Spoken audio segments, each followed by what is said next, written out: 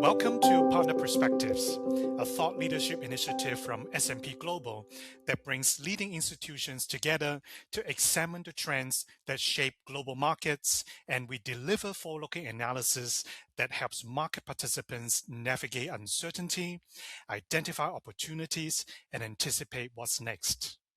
This mini-series within the Look Forward podcast spotlights our first volume, produced jointly with Vanguard, entitled Partner Perspectives, The Future of Capital Markets, Unlocking Potential Ahead. Across 3 episodes, we explore the key themes at the heart of this research, including shifts in global market structure, index diversification, fixed income resilience, and the evolution of private markets. Leaders from S&P Global and Vanguard discuss what these changes could mean for investors, institutions, and the broader market ecosystem. Because progress is rarely the work of one institution or one perspective, this research is built on the idea that adaptation and cooperation across sectors and borders are essential to unlocking opportunity ahead. In this episode, we are narrowing in on one of the most foundational yet rapidly evolving themes explored in this joint research, and that is indexing. It is a part of the market that can appear simple at first glance, but beneath the surface sits decades of innovation, shifting market leadership, and increasingly complex investor needs.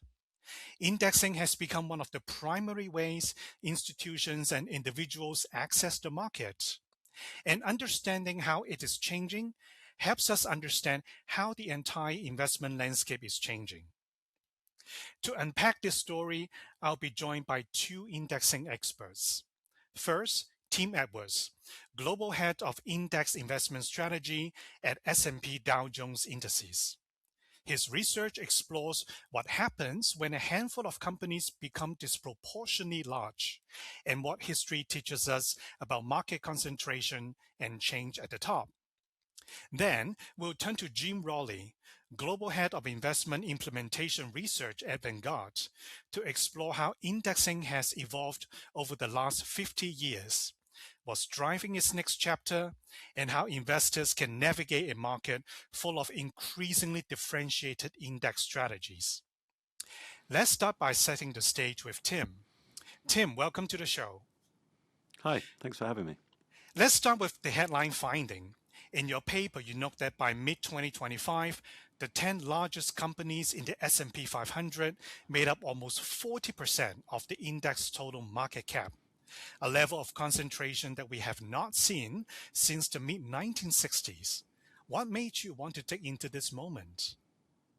Well, there were 2 reasons to dig into it. The first was the outperformance, or the relative increase in heft among the largest companies in the US has been a really driving phenomena in equity markets globally, and US equity markets especially, over the last decade.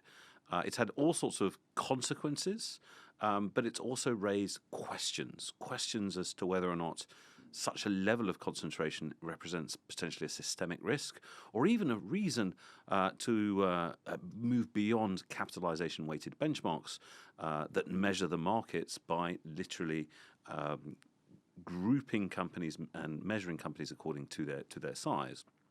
So the first reason to look at it was because it's something that really matters to markets right now. The second reason is because we do have the advantage of many decades of history in the S&P 500, live performance. We had the ability to go, if you like, back in time and answer the question, what happened last time? Now, of course, the past, as it always says in the disclaimer, the past does not guarantee the future. But looking at evolutions and ebbs and flows in concentration in US equity markets and what happened the last time we saw a similar level of concentration was something that really motivated digging into the research that we did.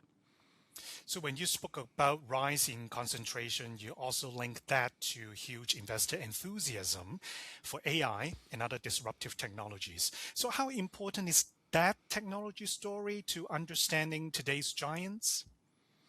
It's not everything, but it is pretty important. So the top 10, which we examined as of today, include companies which are real poster childs for the tech sector, for the communications sector, and for the increasing enthusiasm and optimism around either AI directly or the productivity benefits that AI may bring to the broader economy. And just if I list the names, you'll get a sense. So, we have NVIDIA, we have Apple, we have Broadcom, we have Meta, we have Alphabet, we have Microsoft. But it's not just those companies. Also represented are the finance industry, J.P. Morgan, and Berkshire Hathaway, and another favourite of the traders, Tesla, which of course has connections to, but is not directly an AI company. I think that is in itself, just those list of names, you can see the importance that the market, that investors have placed on those businesses in terms of the drivers or potential drivers of profits and growth in the US economy generally. And then actually there is another interesting element of the research is looking back at the top 10 S&P 500 companies back in June 1965. So can you walk us through what happened to that group over the few decades since then? Yeah, absolutely. So this was the opportunity that we had, right? So you have those 10 companies that I mentioned representing about 40%, almost 40% of the S&P 500. And we looked back in time, and we found that in 1965 there was a very different 10 companies that represented the same proportion of the index, just a little under 40%. And they're very different, and they contain some names that will probably be familiar to the listeners, but sometimes for rather notorious reasons than success. So we have companies that went famously bankrupt: Kodak, Sears Catalog Company, or Sears Roebuck and Co., General Electric.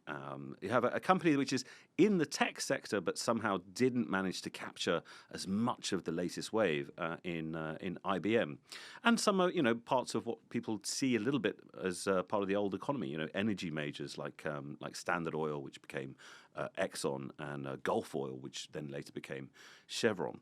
And so what we wanted to do was to illustrate how that changing of the guard, if you like, over the last 60 years, 1965 to 2025, how that happened and what impact that had on overall market performance, and what that can tell us about the way that markets and benchmarks evolve. And you also estimate that about 10 stocks were responsible for roughly 1/3 of the S&P 500 total growth after that initial 1965 snapshot. What does that concentration of contribution tell us about how equity markets work?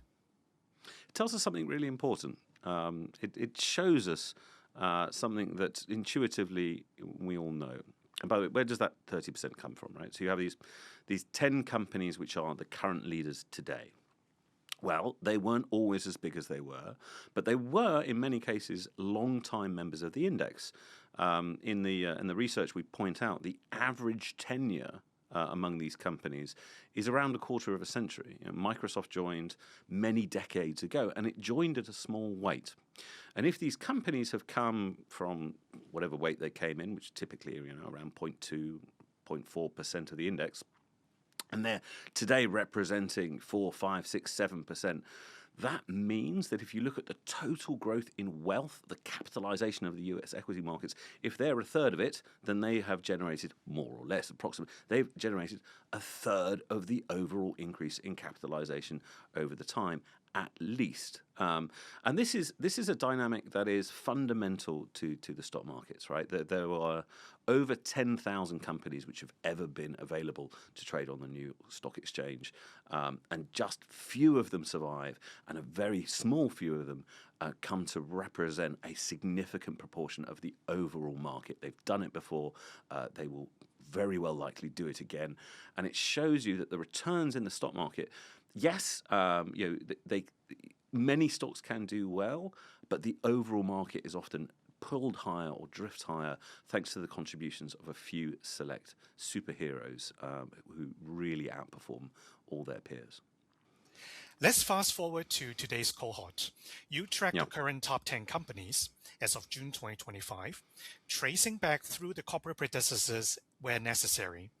What did you learn about how these firms rose to the top? Yeah, it's really interesting. I mentioned the phrase "changing of the guard," and I think that's really an important concept. So you go back 1965 to today. You have a concentration of top 10 taking up 40% at the start and at the end of the period, and in between there are ebbs and flows. And concentration can change, if you like, in two ways, right? Concentration can change because the biggest companies underperform, and so they come to represent smaller weights. Or, equivalently, but from a slightly different perspective, it could be that other companies are coming to take their place. Other members of the index are, gaining momentum, picking up steam, and coming to represent a larger and larger share. And over the full history of the US equity markets, it's really this changing of the guard that drives ebbs and flows in concentration. The current top 10 cohort, I don't want to say they came from nowhere. It took them a long time to get there. But they essentially grew from very small weights to large weights, just as the old cohort were falling from large weights to small. So it's this dynamic of reinvention which characterizes equity markets and which is really visible on those in the comparison between where we were 60 years ago and where we are today. Actually, many listeners will still worry, if the current giants stumble. Does that put the whole market at risk? So here's what's interesting. Not necessarily. Partly because of the dynamics I've just mentioned. Partly because really it's about relative performance, not absolute. And one of the things that you can do is you can measure concentration. What was the weight of the top 10 at the time, or any other measure of concentration. You can look at that, how it evolves over years, decade, months, years. And what you find is that statistically there is an association between the underperformance of the largest stocks and the performance of the overall market, but it's a very weak relationship. In fact, something you can sort of get straight away is from 1965 through to 2013, concentration declined enormously, and they were a fantastic 50 years or so for the US stock market. So you don't necessarily need to believe that the current giants need to continue to outperform in order for the broad US equity market to do well. However, if they do falter, a diversified, broad approach can help you do something really important, which is to ensure participation in the next generation of, if you like, the minnows that are hoping to become big fish. And that's actually why we called the paper "In the Shadows of Giants," to give the sense that potentially, or perhaps already out there and growing today, there are members of the next top 10 cohort, whoever or wherever they may be and come. So let's bring all these down to the investor level. A common reaction to high concentration is to say, well, I should move away from market cap weighted index funds. But in your conclusion, you were actually fairly positive about sticking with broad cap weighted benchmarks like the S&P 500. Why is that? Partly because their long-term history shows that by allowing companies to fail, they allow others to rise. The important thing about capitalization weighting is it's not making a judgment, it's just representing the whole market. If big companies start to do worse, then the weights in capitalization weighted benchmarks will decrease accordingly. And by the time, if this does happen, by the time you have a really big company that gets very small, its weight has now got very small. And conversely, if you have new innovative companies that are coming to that are outperforming, that are coming to represent a more significant part of the economy, capitalization weighted benchmarks don't make their own judgment, they follow the market's judgment, and the size of the position will grow, not because index funds are buying more of them, but simply because their performance is giving them a higher weight, right? So it's just tracking the market that rather than trying to beat it. So I think it's those two pieces. Looking at long-term history shows how broad capitalization weighted benchmarks can evolve and do evolve with markets, and also just remembering that key concept that by taking broad cap weighted exposure, you're not making a judgment on which company is more or expensive or too cheap. You're just participating in the overall growth or falls in the total market. That was a fascinating look at how markets behave when giants dominate the landscape, and how much investors can learn from looking back at both history and today's concentration. Now we're going to take that foundation and widen the lens. If Tim helped us understand how the market itself evolves, our next guest helps us understand how investors choose to navigate that evolution. Joining me now is Jim Rowley, Global Head of Investment Implementation Research at Vanguard, to walk us through how index investing has transformed over the last 50 years and what that means for investors today. Jim, welcome to the show. Thank you very much, Aries, for having me. I appreciate it. I'm looking forward to the conversation. Awesome. So let's start with the big picture. 50 years ago, Vanguard launched the first index mutual fund, giving investors simple access to the S&P 500, a single fund, one benchmark, and broad market exposure. How would you describe the original value proposition of that first fund, and what made it so revolutionary? I think ironically, and this might be circular logic, but the very notion of the index fund itself was revolutionary. And you just described it, this idea of a single benchmark, broad market access. Back at that time, investing was largely an endeavor of active management, which means that investors had to bear the risk of attempting to outperform the market. But we've seen the results in the data, and in many cases underperforming the market, and they were probably carrying reasonably high cost structures to do so. And this idea that investors would invest in a fund that would just give them the market's return, providing them simple one fund implementation at a very cost effective way of doing it, that in and of itself was a revolutionary idea. And fast forward to today, what has changed since then? Well, I think markets have matured a bit. I think investor preferences have shifted, and I think if we look at that S&P 500 index fund as a cornerstone, we've now seen this rapid development of different types of index fund strategies. We've seen strategies that focus on specific sector exposures. We see index funds that focus or give access to different size and market cap size and styles, regions, country specific, those types of exposures. But ironically, we've also seen the development of total market exposures. The idea that for some investors, they would like really a one fund of the total market. And what I mean by that is, whereas the S&P 500 provides great representation to a broad swath of the U.S. equities market, it's not the total market itself. And now with this development of targeted funds and total market funds, investors have a great set of tools that give them flexibility and additional means to add customization to their portfolios. So, as index strategies evolved to offer a wider range of exposures over time, Jim, how do you think this expansion changed how investors use index funds in portfolios? Well, the phrase that we like to use is it's investors are able to use passive for active. And a great way that I think we can illustrate this is many investors are familiar with the concept of core satellite. It was a way of saying, I'd like to engage in some type of active passive combination with my funds, and maybe I will do that by holding a core, an S&P 500 index fund, and then I'll use active satellites to get further exposure and attempt to beat the market. And that might mean, if I use a simple example, that might mean adding an active mid-cap fund and an active small-cap fund.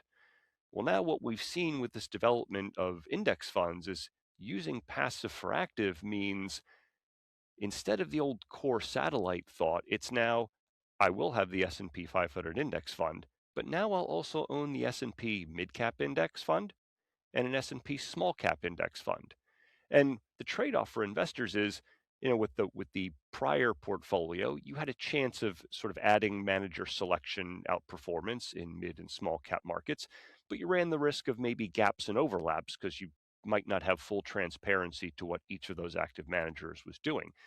But now with this idea of just holding 3 index funds, the investor who's building that portfolio has a little bit more precise control of setting the allocations to large, mid, and small, and eliminating the additional layer or that uncertainty that comes with using active managers. So one of the key takeaways also from your team's research is that index labels can be misleading. So can you help us unpack why understanding an index methodology actually matters? An index's job is to reflect an investable opportunity set. But when an index provider has to make that a reality, they actually have to build it and construct it. And normally that begins with what are the securities to be included in that index and in what weights, proportions, etc. Now, typically, if an index provider starts with a market such as the US equity market, there's probably not going to be too much differentiation when you're thinking about just the total US equity market. But once index providers start to carve up the market into smaller segments, they have to make decisions such as where's my cutoff to determine size, like what's large, what's mid, what's small. They have to determine style, like what's a growth or what's a value stock. And they also have to determine their rebalancing frequencies. And they don't all agree on those methods. And what you end up with is situations with index providers where their versions of large, mid, and small, they might have a different number of securities. They might have relative drift in terms of maybe one person's mid cap index is a little bit larger than the other person's mid cap index.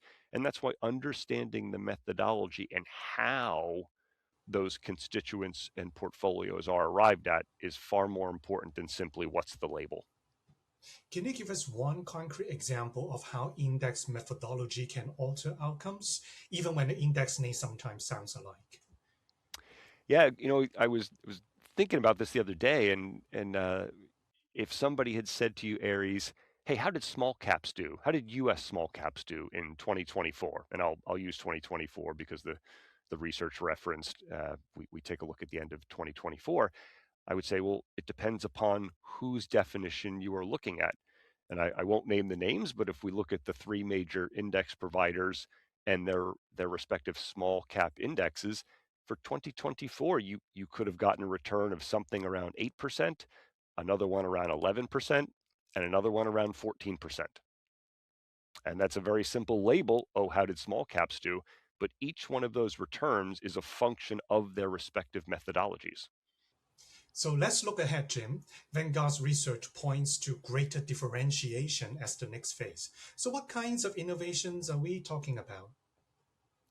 I think we'll probably see the sort of development of very targeted and specific strategies in index fund development. But I think maybe the one form of differentiation that most are looking towards in the future revolves around direct indexing.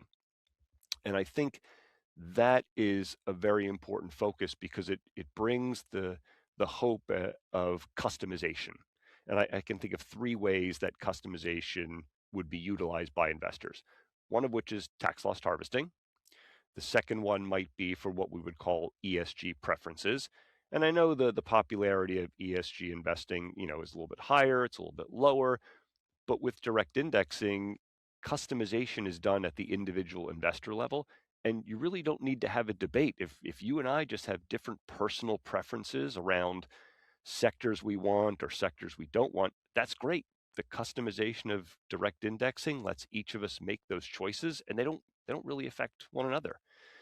And the third area of customization is maybe a little more specific active decisions. Maybe there are investors who like the customization to say, oh, I prefer to put on some type of factor tilt, or maybe I think I have the ability to add some edge on security selection based upon my own homework. And I think looking ahead, what direct indexing really offers, it's not just the differentiation, but it's the differentiation that comes through customization. And where does this evolution leave the traditional index funds? Are they still relevant in this new landscape? I still think, to me, they're still front and center. What I've talked about before is investors, especially when you are looking at major index providers and they offer a holistic family tree, if you will, of their indexes, where you start with the total market funds, and their lineups usually then give you the ability to sort of break down the total market and rebuild it in a way that best meets your needs. I think they're front and center and incredibly key tools going forward. And here is my last question for you. So for listeners managing their own portfolios or advising clients, what are the key takeaways from this evolution? Well, I think for me, there's really two keys, one of which we talked about before is, don't pay attention to the labels. It's really important to understand index provider methodology and what does that mean for your fund's characteristics. So putting labels aside, focus on the characteristics. I think the second part is realizing index funds are not a panacea. They are tools, and they are very important tools that should be used in the context of a portfolio. We should be looking at index funds as great tools to help investors build diversified, low-cost portfolios that align with their objectives and their risk tolerances, all in an effort to help them achieve investment success. Thanks, Jim. And that brings us to the end of today's episode. From Tim's look at market concentration and the long arc of performance leadership to Jim's deep dive into how indexing has broadened and evolved, one theme came through clearly. Markets change, leadership changes, and the way investors navigate those changes continues to evolve as well. That is what making this partnership between S&P Global and Vanguard so important. Bring together complementary expertise to offer clarity in a complex world, with insights designed not only to inform, but to help market participants channel knowledge into action. To learn more, read the full collection of research on spglobal.com. Thank you for listening.